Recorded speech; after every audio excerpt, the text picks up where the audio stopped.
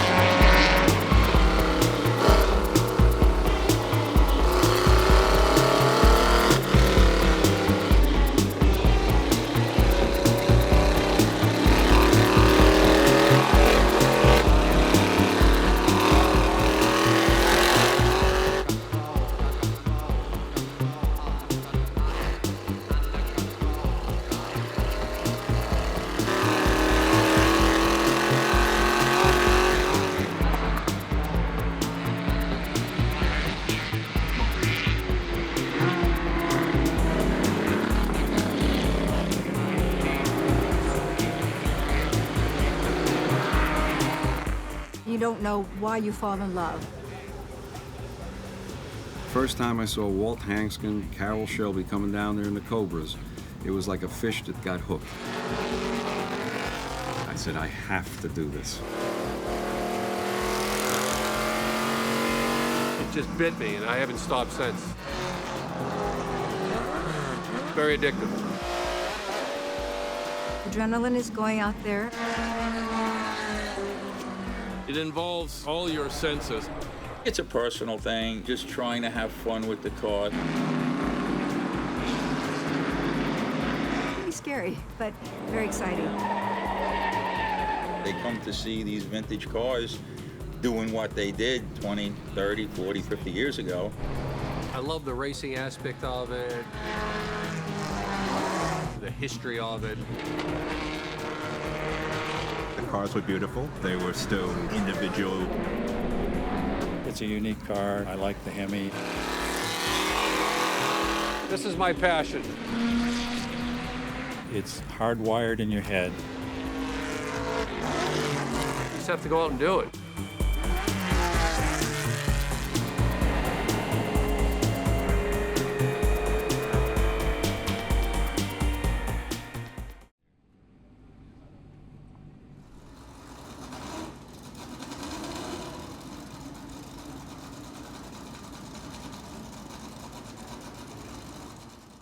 The car I'm campaigning this weekend is this car behind me.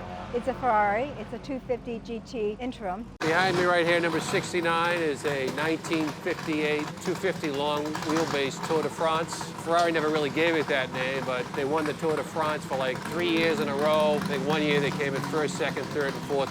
I decided basically to just focus on the one car. It is the second to last car actually built by Allard, but it is the last car to leave the factory. A friend of mine named Bob Gervin is in the Allard, and the Allard has unbelievable amount of horsepower. Jim Freeman in the Aston DB4 GT. We've had some good races, and we're pretty even. A Shelby 1966 notchback Mustang Group 2. We're here with my Ferrari 250 GT Elena, 1958. It's really a road car, but it's fun on the track. It leans over a lot. It reminds me of when I started racing in 1961. We had no trailers or tow cars. We just drove to the track and taped up the lights, removed your girlfriend and your six-pack of beer, and you went racing. I've always been interested in cars. Originally, we were collecting street cars.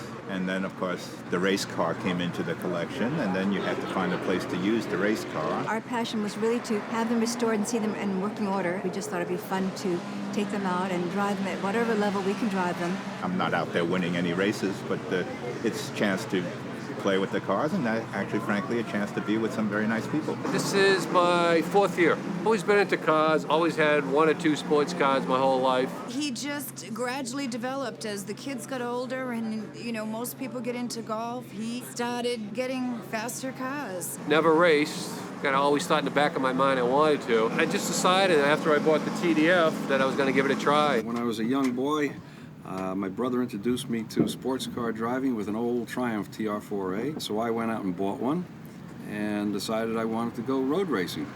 but I didn't have the faintest idea of how to go about it. I wrote to Playboy magazine. I got back a letter telling me I had to contact the local Westport, Connecticut SCCA office, and they would tell me how to get started. When Jan was going to driver's school, I had an old Mustang. He got really me started. I started in a Morris Minor in 1961. The year after, I got my first real racing car, Lotus Mark 9. I've raced forever. It was my passion as a boy, and I'm still doing it and having fun.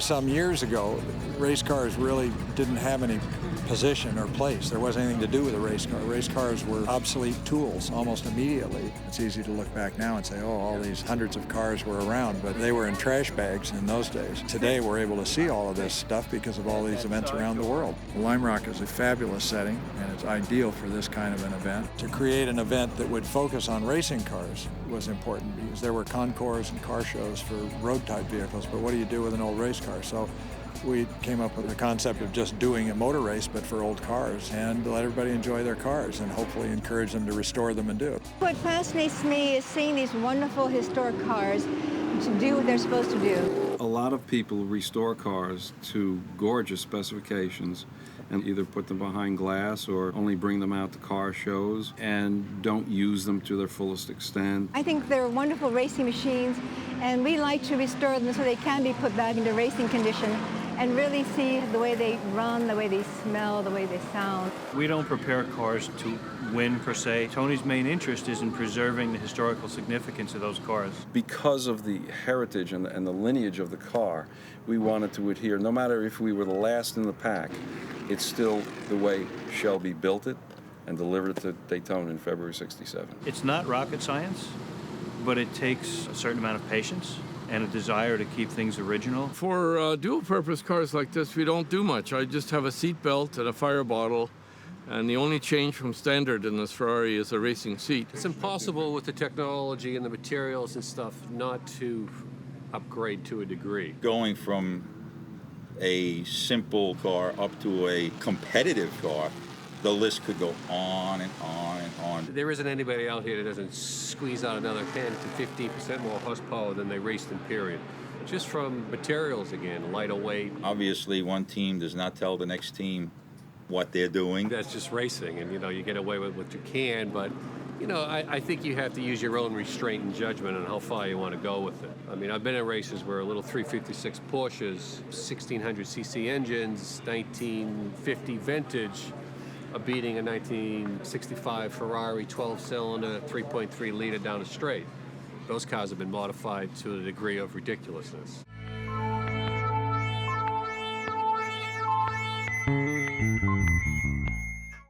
Everything today is just so high-tech and so expensive that you really have to have a lot of money to get involved today in racing professionally. Today, sport has become so professional and so narrow that in order to perform, they have to be in incredible physical condition. They have to be extremely talented. It's narrowed down to the very, very finest.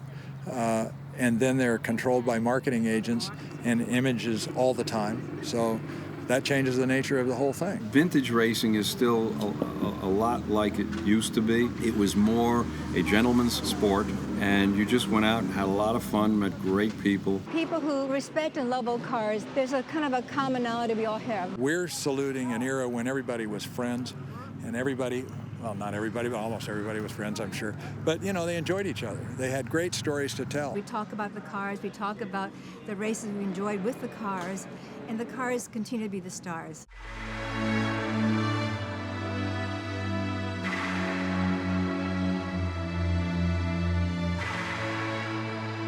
We try to do the groups to be a time frame. In other words, the technology that was available during a certain time period. When the organizers are planning the groups, they have to have a very wide disparity of cars across sometimes 5+ years. This is different here. When I do the Ferrari Historics, drum brakes is one group, and no disc brake cars can run with them. because it's actually kind of dangerous. He stops unexpectedly, he can stop a lot quicker, and the drum brake car can roll right into him from the rear. So not a good idea to mix it. They actually mix because they go by year, say 55 to 62 sports GT cars. I'm racing against a lot of cars in the field today that have disc brakes, and I have inadequate drum brakes, and they're not even working well at that. It's always going to be unequal. Sometimes you get anomalies that don't work for the race. So he wants to create the best drive for the drivers and the best show for the spectators. We stress that the cars should be as close to the original specification as they can be. As long as you can have that, then you can have some form of equal performance.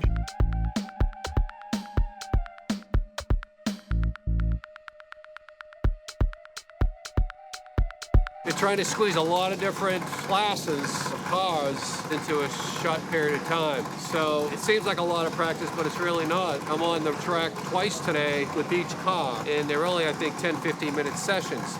It's not really a whole lot of time to get yourself familiar with the track. This is my home track, so I'm pretty familiar with it. I love this track. It's a small track, but very technical. It's not a long racetrack. It's a short, enjoyable, fun racetrack. What we call a carriage speed track. You try to use as few brake effort as possible and try to carry the speed you have. I'm very methodical about working out the tracks. I don't try to go out there and first time on a new track try to set track record. I take baby steps, and by the time the last race on Sunday is over, I'm usually trying to knock off about a second and a half each time I go out there. To get that last half second of improvement of lap time, you have to work really hard here. And on bigger cars like the Aston, it's a little bit tough, but we do pretty well here. It's a challenging circuit. I like it. I've been coming here for 30 years. I've been running here for 25 years. I've got thousands of laps around here. Every weekend, it pays to spend some time in the car, on the track, just to get your rhythm back. But it's not like learning the track. It's just getting me up to speed, really.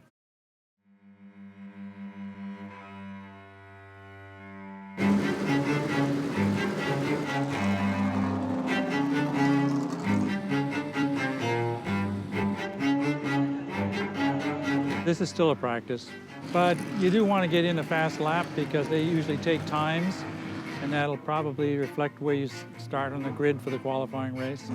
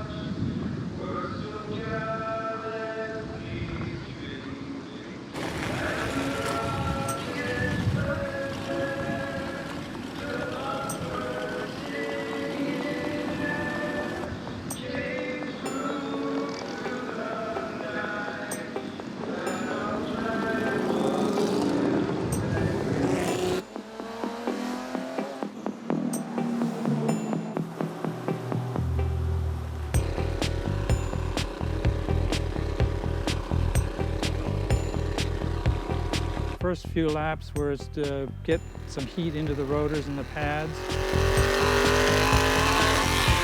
The brakes didn't really feel quite right, but I wouldn't expect them to be because they're brand new. I did 2 or 3 laps fairly hot, working both the brakes and the tires to get the tires up hot enough to get the first heat cycle into the tires. The tires felt okay, although the pressures were down a little bit.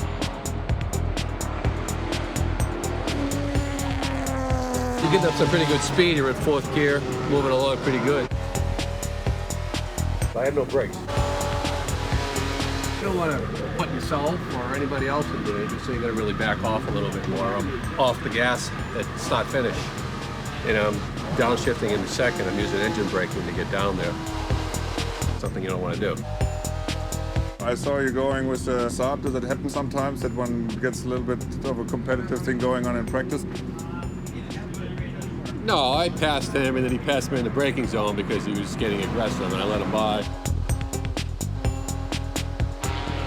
And I went by him again. I lost him after that. Yeah, I mean, yeah, sure. That's, competitive juices start running out there, and you do it.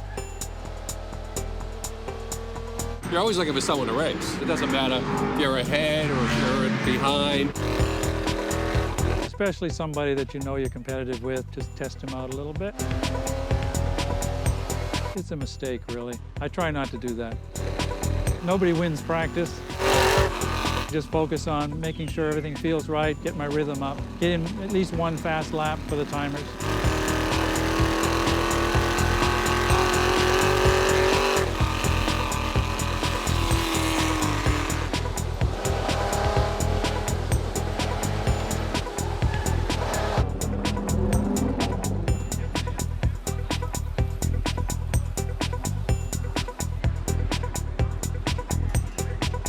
The knob's a little loose, and the oil light was going on and off. I had my oil light flashing, so I thought I'd come in because I didn't want the oil to be running low.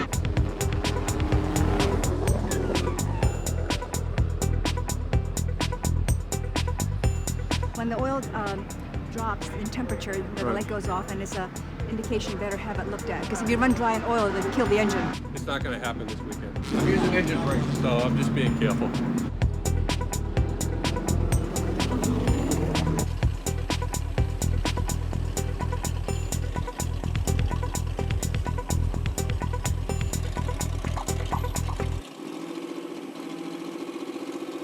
I'd have to say that winning is nowhere near as important to me as it used to be. Maybe 10 years ago, it was a much bigger issue for me. And today, I enjoy a good race, even if I come in second or third.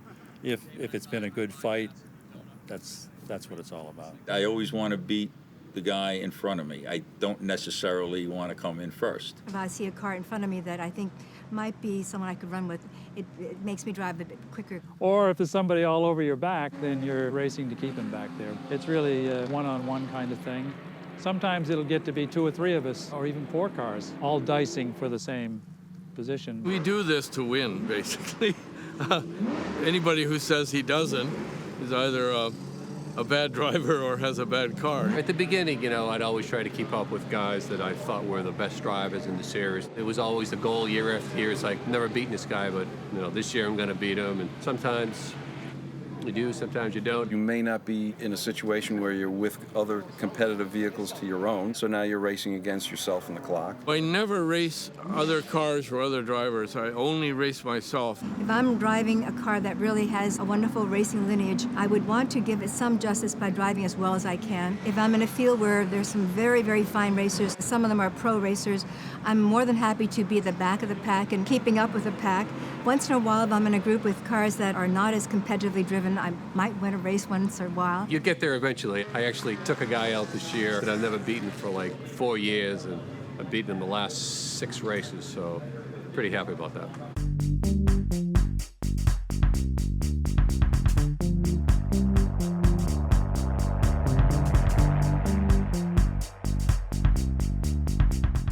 I think that Steve wants to de-emphasize the competitive aspect of the event. Some people take this whole business too serious, and really it is vintage racing. This doesn't lead to any career or contract or whatever. How do you establish the grid positions? He sort of orchestrates the grid like you would as a film producer to have a good show. If you listen to Steve Earle at the drivers' meeting, the grid for the races will be done by your qualifying times. We do them by time, basically. Qualifying during practice. During practice, yeah. All the cars are equipped with a transponder. There's a pickup in the track, so they record it automatically, and I guess it's sorted by computer or something. He doesn't really do lap times and post grids. Usually they do give us a timesheet, but at this event they often don't. It's a Steve Earle thing, I guess. He keeps it a secret. We take times. We know what the times are. We have you placed where you ought to be, and that's actually pretty much the formula is based on time. We do fiddle every once in a while, but there's a pretty good reason why at the time. Put it this way, it's Steve Earle runs this, and he does what he thinks is good for the crowd. And I enjoy coming, so I do what I'm told. I just love track time with my favorite cars, and the system doesn't matter much. Once the flag drops.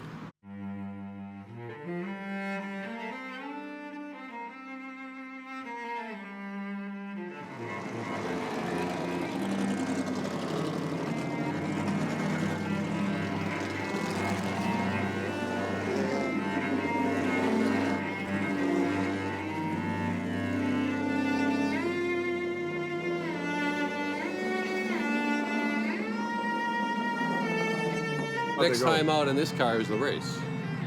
Okay. So there's no qualifying. They call it a qualifying race. There's no qualifying. It's just random. They'll just tell us what position we're in.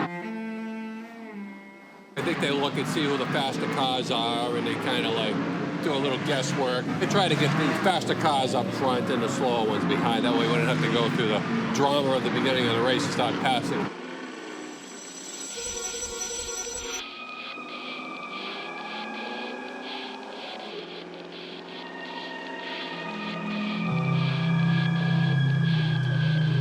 I ended up not being here on Friday, and I thought I could qualify on Saturday. I came from Southampton, which is about 175 miles away, and I have to do things with my wife over this weekend. I showed up on Saturday. They said that wasn't good enough. We've got lots and lots of people here. They want to see the cars, so you didn't show up on Friday. You start from the back.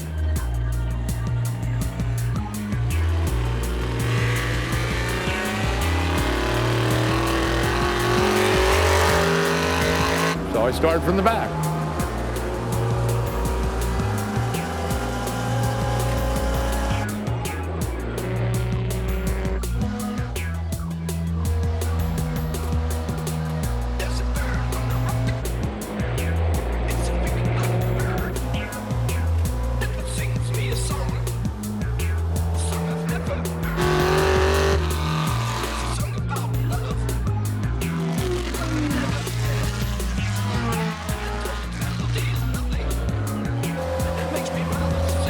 Ran wide and actually gave a point by over the roof for the Lotus 11.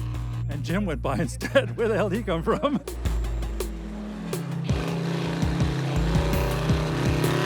He's good, aggressive, very fast car. And I think he's on the Dunlop L's too, so we should be fairly even in that score. Maybe it's me. Maybe I just haven't put enough track time.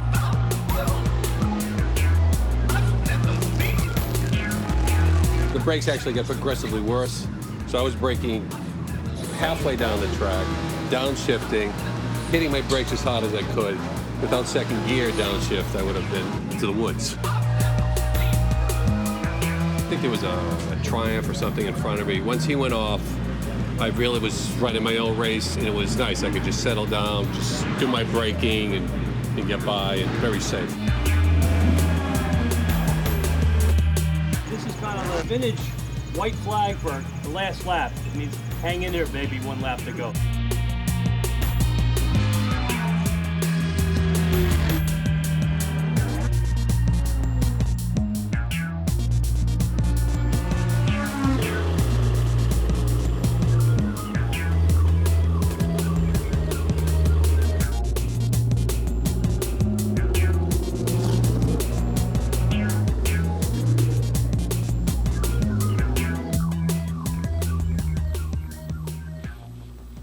I just like to check them hot. I like about 42 PSI when I come in hot, and that's what I got. I was rushing a bit. It was fun. I actually got my times down this afternoon. You really only use the left side here. Yeah. 44, that's a little high. That's from wheel spin. It's a shame because if my brakes were working, I really think that could have been pretty close for a second, third, for sure. Right. Yeah.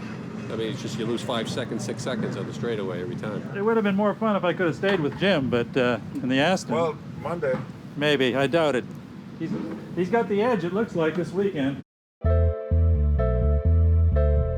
The fun you have and the love you have for the cars has nothing to do with the market values of them. They usually end up getting better and faster, but not necessarily. I used to think I was a collector, but I think now I love the cars, but I'm more interested in trying a variety of different Ferraris and Maseratis of the 50s and 60s period. Our collection is more focused on the Italian racing marques, so we do favor the Alfas and the Ferraris, and some Maseratis. How many cars is it you're taking care of? I haven't counted recently. I think it's over 40. The current collection has about 18 cars in it. The few other cars that I've raced have been so drastically different that there's no comparison. I had a Formula Junior 1100 Fiat-powered single-seater that I ran in the 80s for a while. And then 5 or 7 years ago, no, it was probably 8 years ago, I bought one of these historic stock cars, an ex-Winston Cup car. We just purchased an Aston Martin DB4 GT Zagato that we're using next year.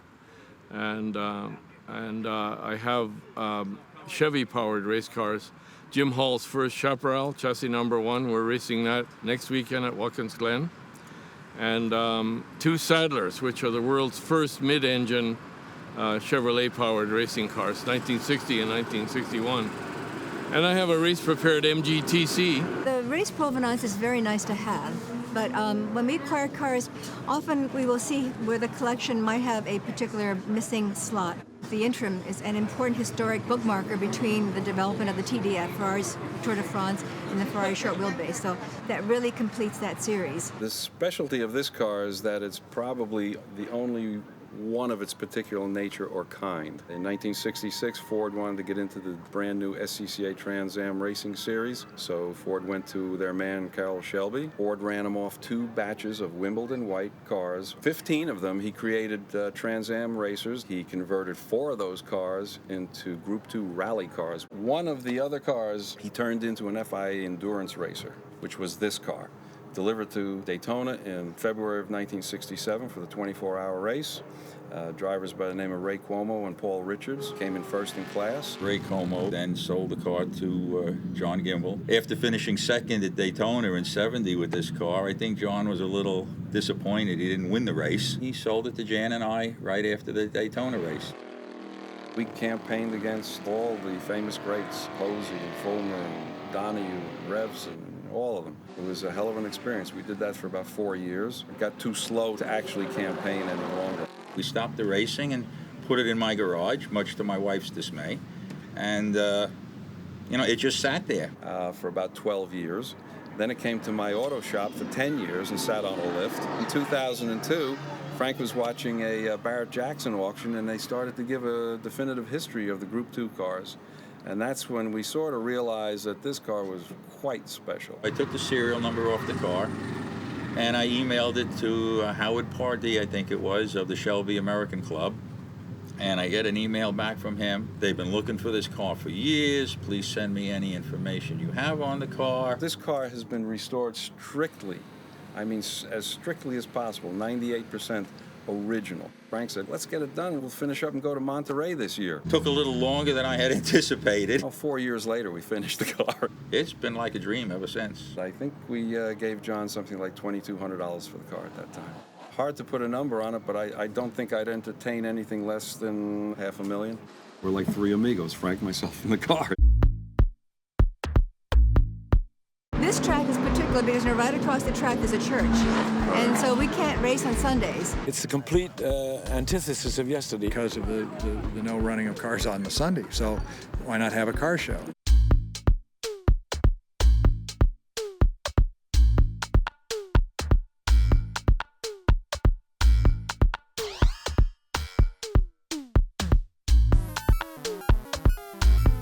Sunday in the Park is meant to be a sort of automotive extravaganza.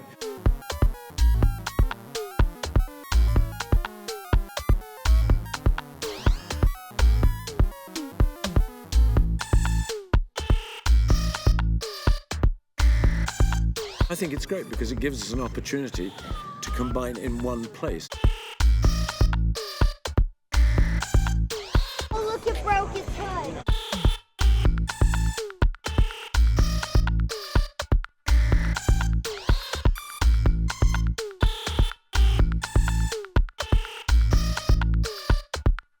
People that come to this event on the Sunday are just people curious, car people. Everybody has a car story. What better thing to do for a car guy or even a family to come and have a picnic here in amongst all these extraordinary cars that you can't ever see.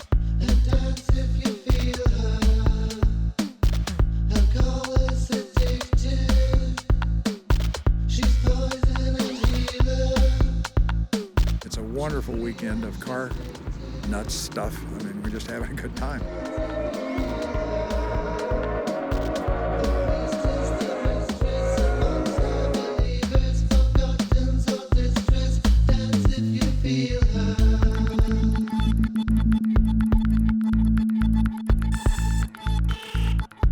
We've upgraded it considerably by bringing in invited classes. Amazing cars with real history. Tony Wong, for instance, I ask always to bring an extra car because he's got such great stuff. You don't get an opportunity to see cars like this very often.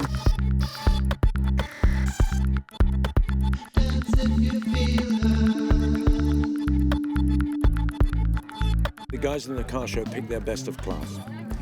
Our guys pick best of class in these 5 classes we've got back here, which are the Genius of Dr. Porsche, Pick of the Paddock, which is cars that I personally pick from the group in the paddock that's actually racing, Lotus Elites, Woodies, the Clubman's Choice, which is the sort of best cars from the corrals here, and then you've got Rolls-Royce and Bentley, which is a fantastic group this year. We've got 40 or 50 of them. We pick the best classes here, my judges. Their judges pick the best cars there, and then we get together and we pick a best of show. Last year was the 40th anniversary of the Trans Am Series. All the early original Trans Am cars from California came. Just like today, they lined all the Trans Am cars next to pit wall for the concourse, and lo and behold, they wind up voting this car best of show.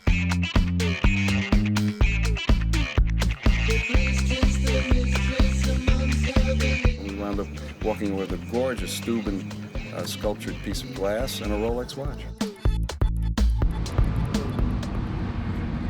You drive fast, you really can't be thinking about what you're doing. Subconsciously, you have to be reacting because the reaction time is going to be very quick. You can't really think about the decisions that you're making.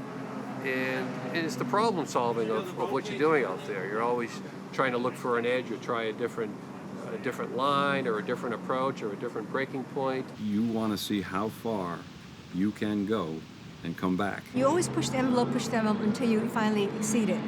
And as many great drivers have always told us, you really never learn to race until you've had a few accidents. I have no question when I'm over the limit. And typically I try and drive such that if I do get over the limit for some reason, I've got an opportunity to recover.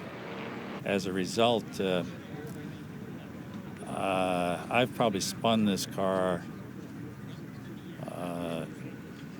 twice in the last 12 years.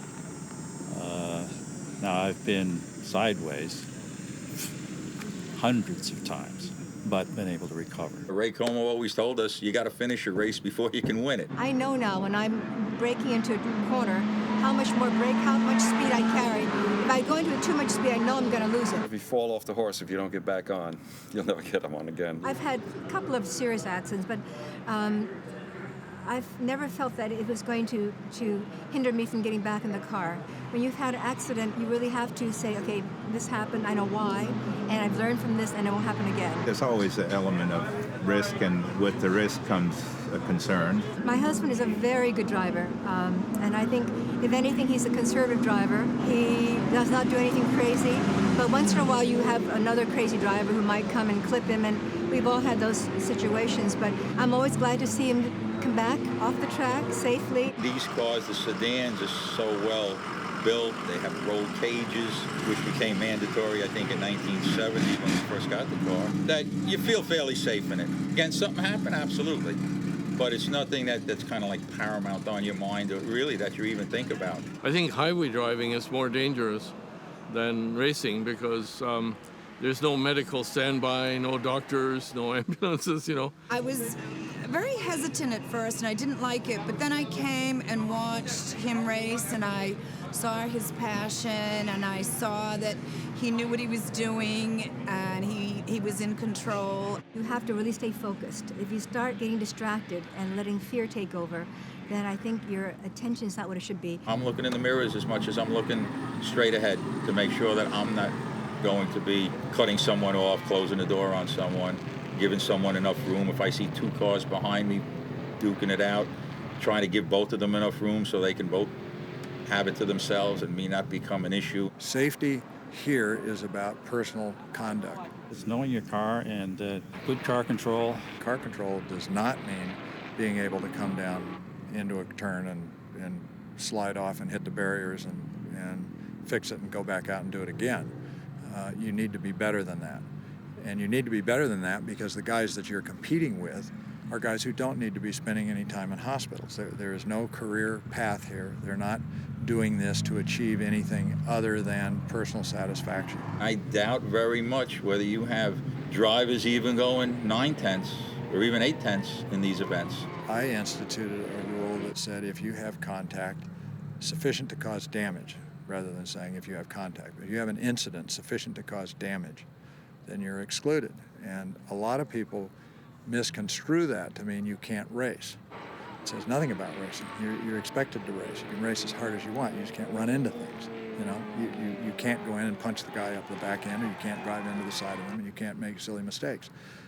That's all we're saying. You can be as fast as you want. If you think about it, there aren't many times that Jackie Stewart went in and took the wheels off of somebody's race car trying to get by. So if that's the level that you're setting, it is possible. It's just that you don't necessarily meet that level. Do you think that's a good rule? I do. Absolutely do. The clubs that don't have that have a lot of accidents. That's the reality of this. It doesn't matter what it is that you're doing, you know, in terms of motor racing. It can be dangerous. I had a homemade Can-Am car in 1965 that I put end over end at Mosport. I was so high up in the air that the flaggers looked like little ants running around down there. And so that was a big accident, but I wasn't injured very badly, just bruised. The worst thing I had was here at this same event 4 years ago, I think it was. I was leading Jim Freeman by 20 feet maybe. Came through here, everything was just fine. Went on to no name, everything felt just fine. Entered the uphill and had no left rear tire, basically. At first I thought, yeah, tire's going down. A millisecond later, I'm saying it's down, and I'm sideways going up the hill on the rim with a shower of sparks. Car rotated around, and I'm going up the hill backwards. Jim went up the hill frontwards beside me and missed me clean, but I just hit this fender on the Armco on the outside, and that rotated the car enough so I hit the back corner. Saturday morning, we went out for practice, and I had been trying to see how deep I could go into turn 1 off the main straightaway.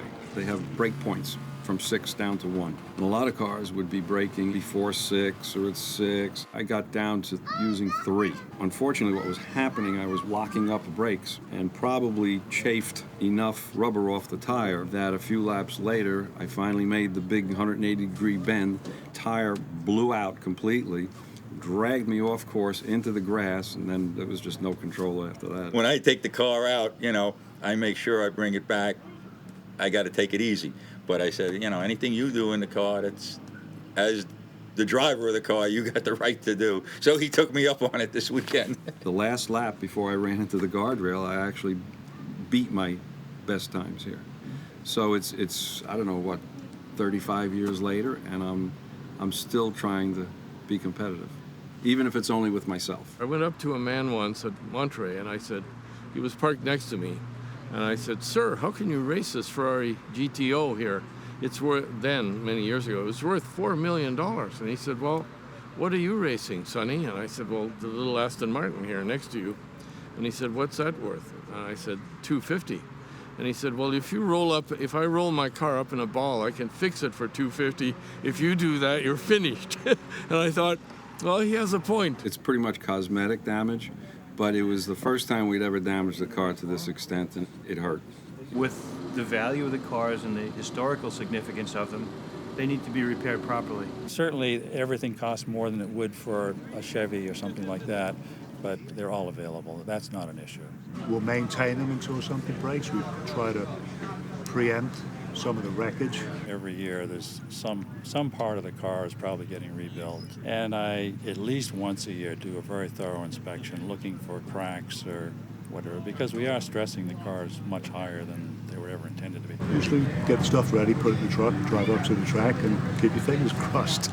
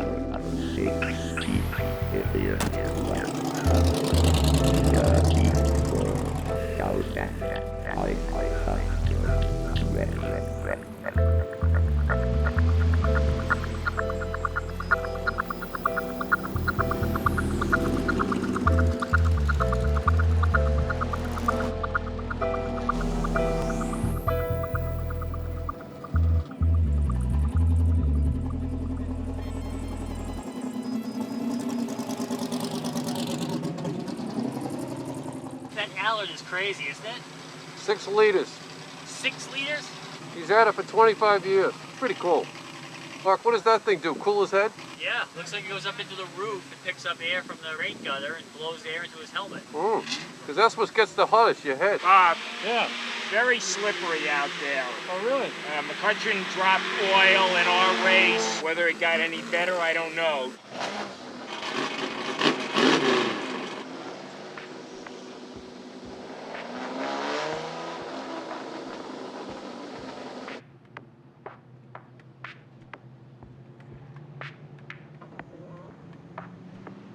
We'll be lined up in accordance to our finishing position yesterday, brought out onto the grid and stationary. Then we follow a pace car around 1 lap and get the green flag as a rolling start.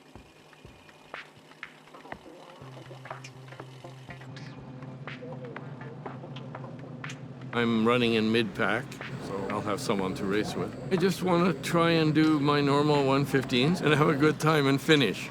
You always want to finish your race.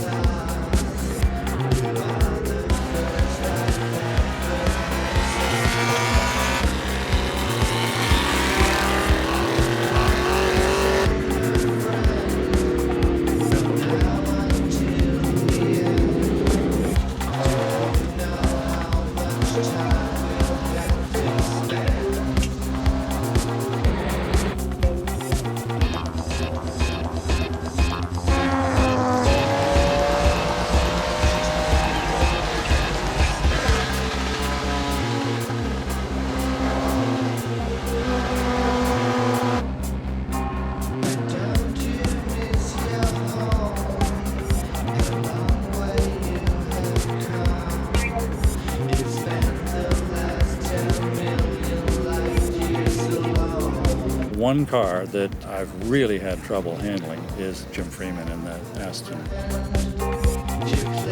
It's a very, very good car, and Jim drives it very hard and very well.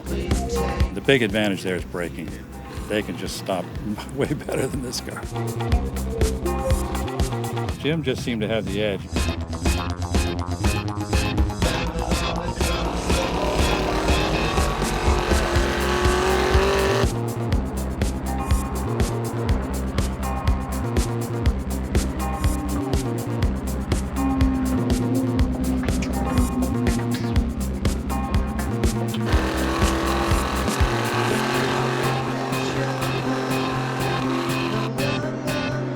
What happened to the little blue car? No idea. He just disappeared. Whether he had an off or what, I don't know.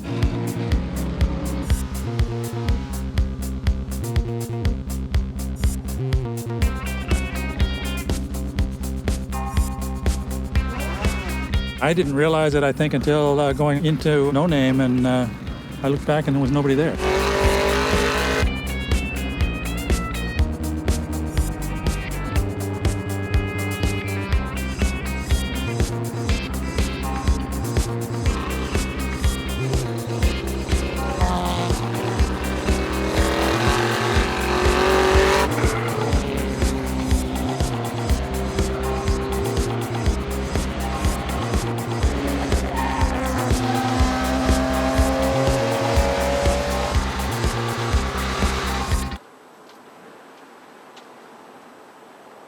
You just kind of came in when you saw the smoke? Yeah, it's always a good thing to do.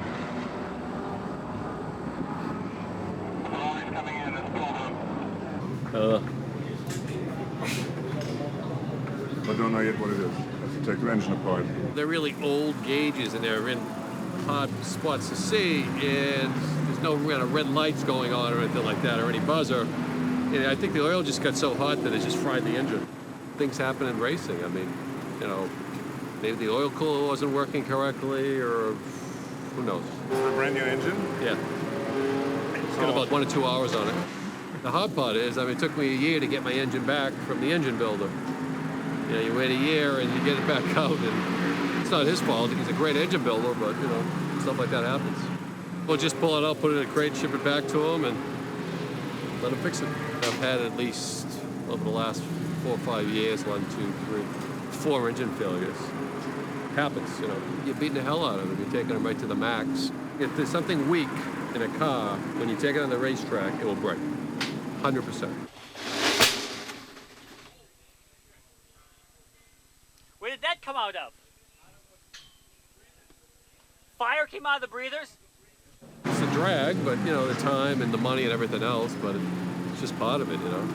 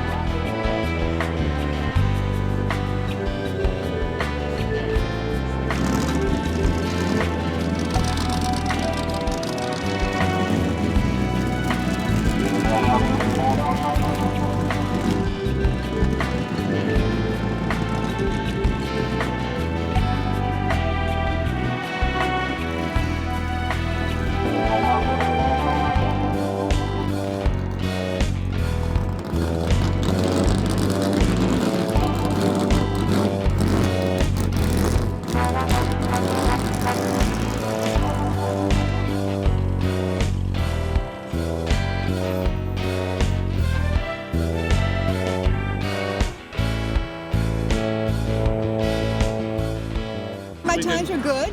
They're probably about middle of the weekend for me. I moved up in the positions in the race. 3 laps turning into the left-hander. I went wide and I'm saying, "Oh, my arms that bad?" I was turning and just not getting it done. Huh. But that's the answer right there. So that's kind of like lucky, no? I mean, Yeah, but it very just lucky, very lucky. Just wouldn't turn. I was just on a really wide arc, like, am I going to run out of pavement here, or is this going to work? Last 2 laps, I knew something was wrong, but I didn't realize that was it. But that fits the scenario. The first day we had a little problem. The oil gauge was giving false signals. So I think I told you I came in to make sure it was okay, and once we did that and we found that maybe it was a wiring situation, we sorted that out, and it's been fine all weekend. It was a good run, yeah. Jim still had the edge, but we had a good run. It's a lot of fun, especially the last race of the weekend. You know, you can hang up your gloves and had a good time, you put in a good race. You chat with some of your fellow racers, and usually they have a kind word, so that makes their weekend perfect. At the end of all the races, up in the big white tent, BMW does their awards. They give out the best presentation of performance in a race group. In Group 6, with the Ferrari 250 GT Jack Bockstrom.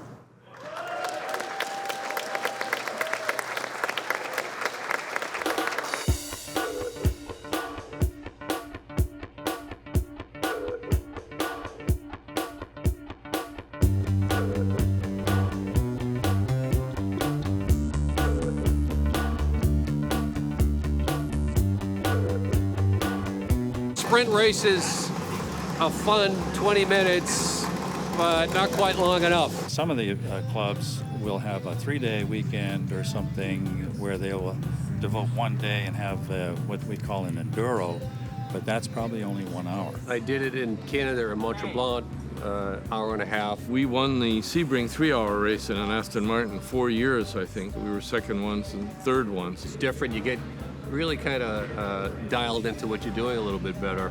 And you know, it's about concentration and patience and everything. You're not, you know, doing a sprint, everybody's kind of like going wild. I prefer the shorter ones, the sprint race where you just settle down to put in 10 serious laps. It's decided within that distance. Not that many long races in the States. You gotta pretty much go to Europe for that. I think I would like to drive a couple of the European tracks. That's eventually what we would like to do. And when he gets to Europe and rides in the roads in Europe, I'm there. I wouldn't mind going. I love Spa, but there are limits to my wife's patience. The caliber of driving is very good. The level of competition is very high. I got invited by Martin Stratton to go and do it with him last year. I'd like to do Goodwood just to experience it once. The Nürburgring. The world is full of great tracks. It'd be fun to try them all. Eventually try them all.